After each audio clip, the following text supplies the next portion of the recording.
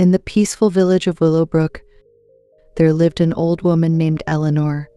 She was kind, gentle, and always had a warm smile for everyone. But what made her truly special was the large glass jar that sat on her wooden table by the window. People often wondered what was inside the jar. Some believed it held golden dust. Others thought it was filled with tiny glowing fireflies, but no one had ever seen Eleanor open it. One day, a curious boy named Oliver gathered the courage to ask, "Miss Eleanor, what is inside your jar?" Eleanor chuckled and waved him closer. She carefully lifted the lid, and Oliver peeked inside. To his surprise, the jar was completely empty. Oliver frowned. "But there's nothing in it," he said, confused. Eleanor smiled. "Ah, but that's where you're mistaken. This is my jar of happiness." Oliver tilted his head. How can an empty jar hold happiness?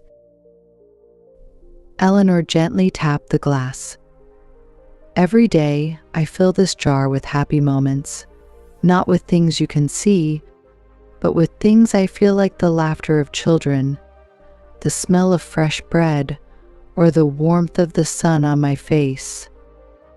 Oliver's eyes widened. "You can keep happiness that way." Eleanor nodded. "Happiness isn't something you hold in your hands. It is something you remember in your heart." That night, Oliver sat by his window, thinking about Eleanor's words. He found an old jar in his home, held it close, and whispered, "Today, I played with my friends and laughed a lot." He smiled, knowing he had just filled his own jar of happiness. Soon, word spread through the village.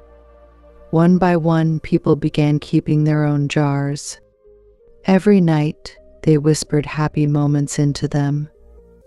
The village of Willowbrook became even brighter as people learned to cherish the little joys in life.